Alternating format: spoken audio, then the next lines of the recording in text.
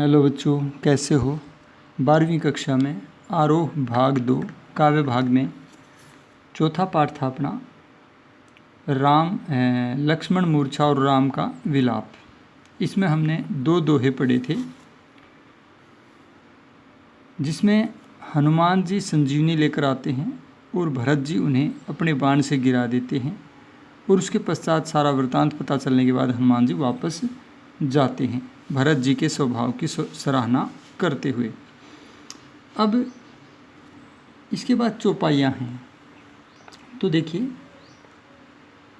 वहाँ राम लक्ष्मण निहारी, बोले बचन मनुज अनुसारी, अर्ध राति गई कपि नहीं आयो, राम उठाई अनुज उर लायो। कहता है कि और उधर क्या हो रहा। इधर तो हनुमान जी संजीवनी लेकर जा रहे हैं सोचते हुए, उधर क्या हो रहा है, लंका में क्या हो रहा है, रणभूमि में, कि वहाँ राम लक्ष्मण को देख देख करके मूर्छित हुए, बेसुध पड़े लक्ष्मण को देख देख करके मनुष्य के अनुसार वचन बोले। यहाँ तुलसी जी ने मनुज अनुसारी क्यों कहा है। उनका मानना है कि श्री राम विष्णु अवतार हैं और वो एक साधारण मानव नहीं है। वो केवल लोक शिक्षा के लिए, नर लीला करने के लिए पृथ्वी पर आए हैं, इसलिए साधारण मनुष्य के अनुसार वो वचन बोलने लगे। एक आम भाई, एक आम मनुष्य अपने भाई के लिए कैसे दुखी होता है। अर्ध रात गई कपि नहीं आयो, आधी रात बीत गई अब तक वानर अर्थात हनुमान जी नहीं आए हैं। राम उठाई अनुज उरलायो, श्री राम ने अनुज को उठाकर अपने हृदय से लगा लिया। सकहु न दुखित देखि मोहि काऊ, बंधु सदा तो मृदुल स्वभाव। और वो याद करते हैं लक्ष्मण कैसे थे कि मुझे, हे भाई, मुझे कभी भी दुखी नहीं देख सकते थे। सकहु माने सकते थे, नहीं कभी भी दुखित, कभी भी दुखित नहीं देख सकते थे। हे बंधु, तेरा सदा ही मृदुल यानी कोमल स्वभाव रहा है, मेरे प्रति तेरा बहुत कोमल स्वभाव रहा है, तुम मुझे कभी भी दुखी नहीं देख सकते थे। मम हित लागी तजेहु पितु माता, सहेहु विपिन हिम आतप बाता, कि मेरे हित में लगकर यानी मेरे लिए तुमने माता और पिता को भी तजेहु माने छोड़ दिया, और जंगल में, विपिन माने होता है जंगल, जंगल में हिम सर्दी, आतप गर्मी, वाता आंधी तूफान यानी वायु, वाता माने वायु होता है, कि जंगल में सर्दी गर्मी और आंधी तूफान सहते रहे हो, तुम मुझे कभी भी दुखी नहीं देख सकते थे। आज मुझे दुखी कैसे देख पा रहे हो, क्यों देख पा रहे हो। सो अनुराग कहाँ अब भाई, हे भाई, अब वह अनुराग कहाँ चला गया, वो प्रेम तुम्हारा कहाँ चला गया है। उठहु न सुनी मम बच विकलाई, और तुम जो है मम बच विकलाई, मेरे वचन सुनकर, व्याकुलतापूर्ण वचन सुनकर, उठहु न उठते नहीं हो, क्यों नहीं उठते हो।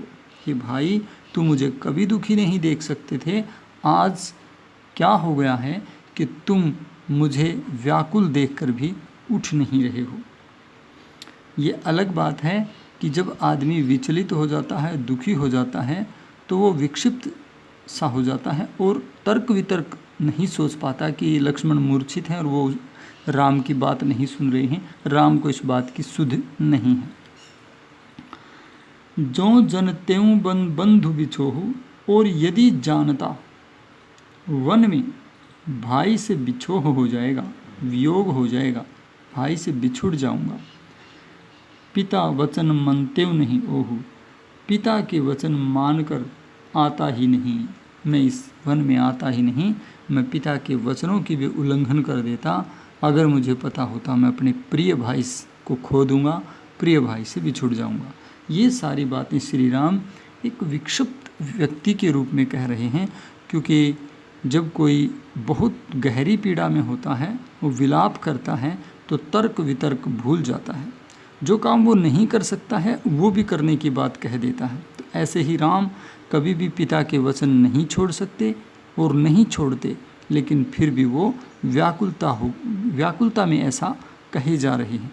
और इसीलिए इसको तुलसीदास जी ने नरलीला कहा है कि श्री राम वस्तुतः कभी विचलित नहीं हो सकते, विष्णु कभी विचलित नहीं होते, बल्कि वो लोक शिक्षा के लिए, दूसरे लोगों को शिक्षा देने के लिए ये बता रहे हैं कि कैसे एक भाई दूसरे भाई के बिछोह में पागल सा हो जाता है। तो भाव ये है कि श्री राम अपने छोटे भाई लक्ष्मण को मूर्छित देख करके इतने व्याकुल हो गए हैं कि वो एक विक्षिप्त और पागल जैसा व्यवहार करने लगे हैं, उन्हें कोई सुध बुध नहीं रह गई है। शिल्प में आप लिखोगे कि अवधि भाषा है जिसके अंदर तत्सम प्रधान शब्दावली का प्रयोग किया गया है। इसके अतिरिक्त आप देख सकते हो कि अनुप्रास अलंकार है और पदमैत्री अलंकार है। इसके अतिरिक्त स्वर मैत्री अलंकार भी है, अंत में स्वर मिलते हैं तो स्वर मैत्री अलंकार भी है। और प्रसाद गुण है, करुण रस है।